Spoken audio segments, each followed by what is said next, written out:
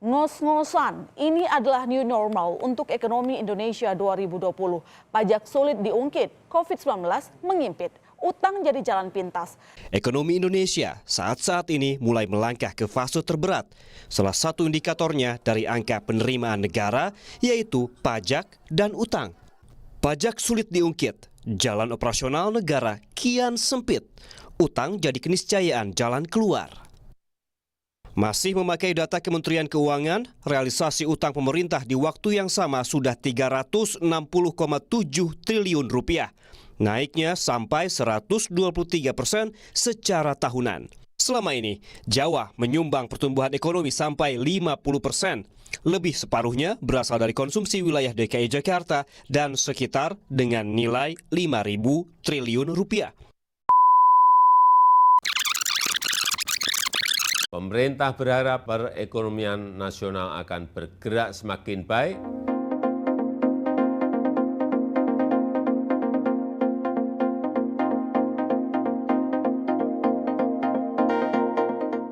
Indonesia telah memasuki babak baru dari drama virus COVID-19 yang telah menjajah lebih dari 3 tahun lamanya.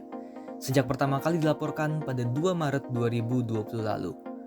Akhirnya, Rabu 21 Juni 2023, Presiden Joko Widodo resmi mengubah status Indonesia dari pandemi menjadi endemi. Cerita pelik dari pandemi COVID-19 ini tidak hanya meluluh lantahkan di sektor kesehatan saja, dengan memakan korban jiwa hingga jutaan orang, baik itu dari sisi tenaga kesehatan maupun korban yang terjangkit virus. Namun, nyatanya sektor ekonomi juga menjadi sektor yang paling terdampak besar akibat adanya pandemi ini.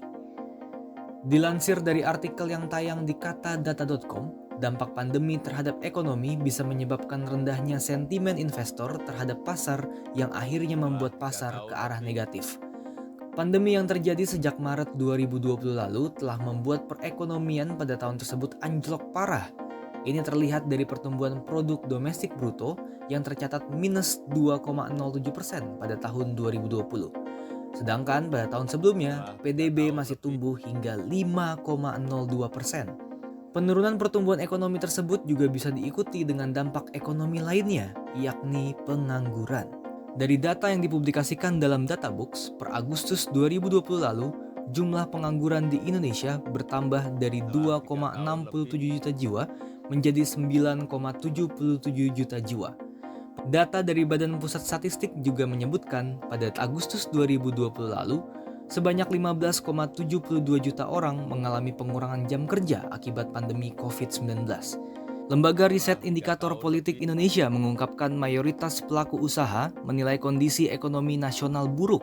Ini berdasarkan survei yang mereka lakukan kepada 1.176 responden pelaku usaha dari 7 sektor.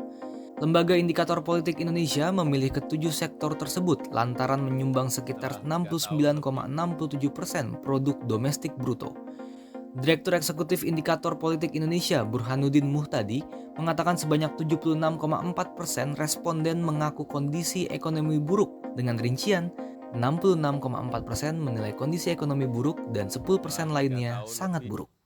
Selanjutnya, regulasi pengetatan di berbagai sektor dari aturan PPKM memberikan pengaruh terhadap turunnya sektor ekonomi. Menurunnya angka investasi di berbagai sektor usaha, ketidakpastian akibat pandemi mengakibatkan banyak masyarakat ragu untuk memulai investasi. Sebagai contoh, investasi di sektor pariwisata, hiburan, seni budaya, travel, dan kuliner yang dahulu cukup ramai diminati sebelum pandemi mengalami penurunan yang sangat drastis. Berdasarkan rilis dari Badan Pusat Statistik, jumlah wisatawan mancanegara yang datang ke Indonesia pada triwulan pertama 2020 ikut turun drastis, yakni hanya sejumlah 2,61 juta kunjungan, berkurang sebesar 34,9% dibandingkan tahun sebelumnya. Setelah Indonesia mengalami masa-masa sulit dalam sektor perekonomian di masa pandemi COVID-19, kini Indonesia telah memasuki babak baru, yakni endemi, di mana untuk berbagai sektor, terutama perekonomian, kini sudah mulai bangkit kembali. Berikut cerita sejumlah pelaku industri, yakni para pekerja di sektor swasta, pelaku UMKM, dan travel agent pariwisata, di mana mereka inilah yang merasakan langsung dampak perbedaan ekonomi di masa pandemi dan juga endemi. Selamat siang, Perkenalkan, nama saya Trisno Budiarto. Saya sebagai kepala pool dari Siliwangi Trans Shuttle, di mana yang selama ini kita udah hampir 10 tahun ya berjalan berdirinya Siliwangi Trans Shuttle ini, dan mungkin baru mulai comeback lagi lah setelah kita pandemik lah. Halo, perkenalkan saya Rizky Ansa dari Biro Marketing Universitas Bakri. Nama Bapak Muhammad Muklis, biasa dipanggil Pak Muklis. Itu untuk kerjaan security UB. Untuk awal pandemi kita sempat stop operasional dulu ya. Ketika hampir 2 bulan dan beberapa orang di PHK juga, dirumahkan juga, dan sebagian ada work from home ya. Itu setelah 2 bulan kita melihat kondisi, karena kita kan bisa jalan itu pertama melihat paket lah, karena orang udah mulai bergerak di bidang paket dulu gitu, yang bisa bergerak berjalan gitu kan. Nah, setelah mencoba kita mulai operasional paket, baru kita mulai penumpang juga diberlakukan setelah 2 bulan pandemi. Terkait pekerjaan selama pandemi kemarin, untuk bagian marketing jujur terganggu dari proses promosi sebenarnya. Tapi seiring berjalannya waktu dan perkembangan teknologi, kami dari Universitas Bakri mencoba mensiasati dengan adanya pameran-pameran online, sehingga ya sedikit banyaknya sih kita nggak kosong banget dalam promosi gitu. Jadi kita tetap ada promosi melalui media online. Dengan 200 habis, 250 habis, terus bawa nasi juga 40 habis. Sekarang selama habis COVID, 10 biji aja dari pagi sampai sore baru habis. Bawa gorengannya paling banyak 150 sekarang sampai sore. Kadang-kadang habis, kadang-kadang enggak. Jadi kurang, dulu dagang termos, berapa termos gitu. Habis, sampai 12 termos. Sekarang 8 termos, kan kurang 4 termos hilangnya ya. Kesulitan ada lah. Kita kan kalau harusnya kan nggak boleh jalan sama sekali lah. Setiap ada pos pemeriksaan saat pandemi, kayak dari Jakarta ke Sukabumi ini kita ada pemeriksaan di Cibadak, gitu kan, kayak di Cianjur, itu di Cipanas, itu udah pasti ada razia juga. Kenapa kita masih beroperasional gitu, sedangkan kan udah nggak boleh dulu gitu, tidak dibolehkan untuk beroperasional, begitu sih. Kalau efeknya ya, dampaknya sih memang lebih ke pendaftaran mahasiswa baru tentunya gitu ya.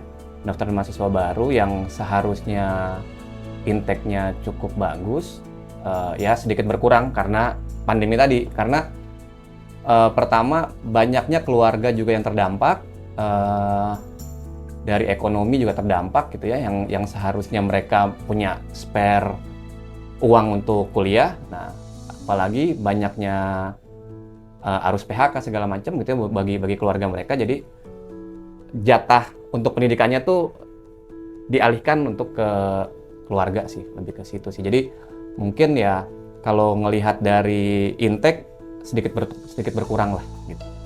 Sebelum pandemi bedanya ya jauh lah. Sebelum pandemi masih ya bisa apa-apa yang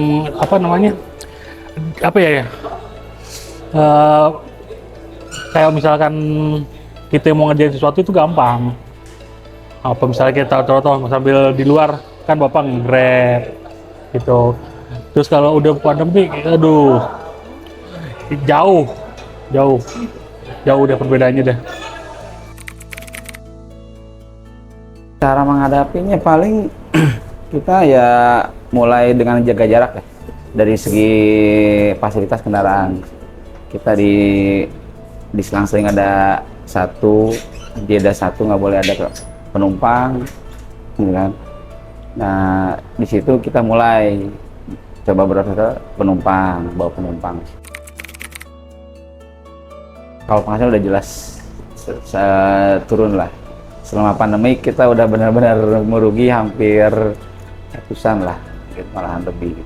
Alhamdulillahnya di Universitas Bakri itu ini bukan jualan ya. Tapi di Universitas Bakriam tidak ada pengurangan karyawan, terus tidak ada juga pengurangan gaji seperti perusahaan-perusahaan lainnya. Jadi kalau dari penghasilan sebelum pandemi dan setelah pandemi semua tetap sama aja sih sebenarnya. Jadi tidak ada dampak buat karyawannya. Nah, kalau kelihatan banget penghasilan, ibarat kata sehari nih Grab tawarnya dapat ya 100, 200 itu sebelum pandemik ya. Ini udah pandemik udah ya bisa 50.000. Itu juga kalau lagi ada yang order. Kalau penghasilan kalau security sih nggak ada pengaruh juga. Tapi mungkin yang buat rekan-rekan yang lain waktu pandemi kan banyak pengurangan itu. Jadi kasihan sama temen rekan-rekan yang lain juga sih. Jadi yang dirumahkan istilah gitu. Jauh perbedaan. Jauh banget ya. Belum malah waktu bulan COVID bisa 1,5 juta dapet. Paling dikit 1 juta gitu. Sekarang kurang. Nyari GoPay aja gitu. Paling sekarang dapat 500, 600. Itu udah rame banget dan gitu. Udah hitungannya rame ya. Padahal dulu bisa sampai 1 1 juta setengah gitu. Ya ada GoPay aja tuh nggak nyampe. Bahkan 500.000 aja susah ya Bang. Iya. Mau kemana lagi, biarin dah. Yang penting kita nggak punya utang sama orang aja gitu. Alhamdulillah. Muter-muter aja. Muter-muter aja. Yang penting dapat makan dah gitu aja. Kita kebeli beras liter lumayan. Ya dari segi karyawan udah kita PHK juga, kita dirumahkan juga, gitu banyak yang dirumahkan gitu kan. Terus dari segi kan tetap kita mesti sewa tempat tetap bayar, gitu kan. Walaupun kita cuma didiskon berapa persen waktu itu gitu, tetap operasional mesti bergerak gitu. Ya adaptasinya ya kita karena kan koordinasi dulu lah, kita koordinasi dulu sama pihak berwenang juga, gitu kan, laporan juga bahwa kita akan mulai operasional dengan penumpang juga, nggak cuma melayani paket doang gitu kan. Kita jalan ya suka duka tetap masih ada karena kan mall ini kita di mall masih belum bisa beroperasional, jadi kita coba siasatinya orang ngambil tiket ke dalam gitu kan, kita naikin di depan pinggir jalan di Texas ada depan mall. Ya tentunya kalau dari tim marketing promosi-promosi yang awalnya kita lakukan sebelum pandemi kemarin itu kita lakukan lagi sekarang. Seperti sudah mulainya lagi kita kunjungan ke sekolah gitu ya.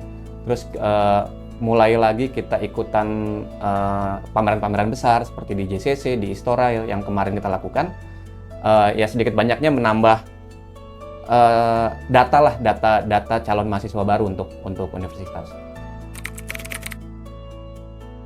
Kalau mulai perlahan ya kita mulai coba ngembangin lagi lah supaya kita baik lagi lah. Yang tadinya udah rugi mulai tingkatin. 2 bulan pertama mungkin masih turun, 3 bulan ke depannya naik, merangkak naik. Ya kalau itu ya udah sedikit-sedikit ya stabil, udah aman lah kalau ekonomi ya, ekonomi mungkin keluarga gitu. Ya biasa aja udah jadinya. Tuh. Terus buat rekan-rekan yang tadi dirumahin, ya ada yang dipanggil lagi gitu. Kenapa kami memilih topik perkembangan ekonomi di masa pandemi versus endemi ini? Alasan kami memilih topik ini adalah karena kami melihat dan merasakan bahwa selain kesehatan yang terdampak dengan menelan korban banyak jiwa di Indonesia ataupun di luar negeri, ekonomi khususnya di Indonesia juga terguncang. Ekonomi menjadi salah satu sektor yang terkena dampaknya semenjak adanya pandemi COVID-19. Geliat ekonomi di Indonesia berdampak pada hampir semua sektor ekonomi, antara lain pekerja swasta dan UMKM dan juga pariwisata yang terkena dampak secara utama.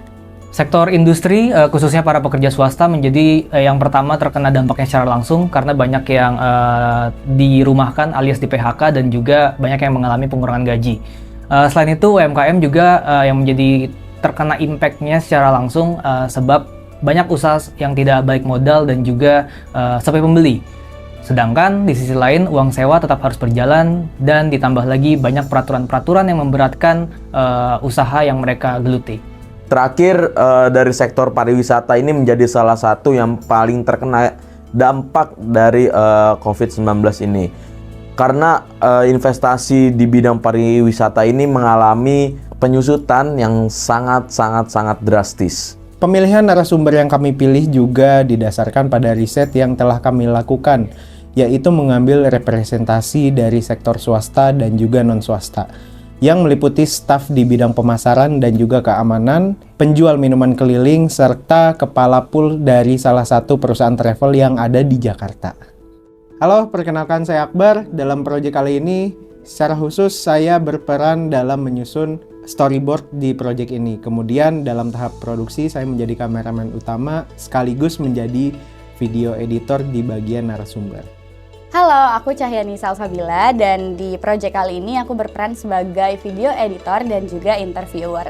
Tapi di tahapan praproduksi aku juga membantu untuk mengumpulkan beberapa sumber data dan juga sumber berita yang menjadi latar belakang pemilihan topik utama kita. Dan setelah itu aku juga berperan sebagai video editor di mana aku fokus untuk mengedit bagian dari komentar-komentar anggota kelompok terkait dengan proyek ini dan juga bagaimana peran-peran anggota kelompok di dalam proyek ini. Halo, saya Gabriel Bias. Dalam proyek ini saya berperan sebagai video editor dan juga kameramen. Nah, di masa praproduksi saya juga secara khusus membantu proses penyusunan latar belakang masalah khususnya di bagian ekonomi di masa pandemi. Pada saat proses produksi, saya sebagai kameramen kedua dalam proyek ini dan juga di bagian post productionnya saya berperan sebagai video editor khususnya di bagian latar belakang untuk di awal video. Halo, saya Gali. Di proyek kali ini saya sebagai produser. Peran saya adalah memastikan semua persiapan dari alat-alat produksi, pemilihan narasumber, proses produksi sampai pasca produksi proyek ini berjalan sesuai dengan rencana. Secara khusus, pada proses praproduksi, saya bertanggung jawab untuk menyusun pertanyaan kepada para narasumber. Halo, nama saya Syahrul Gumilar. Di proyek kali ini saya berperan sebagai koordinator lapangan dan logistik untuk kebutuhan tim.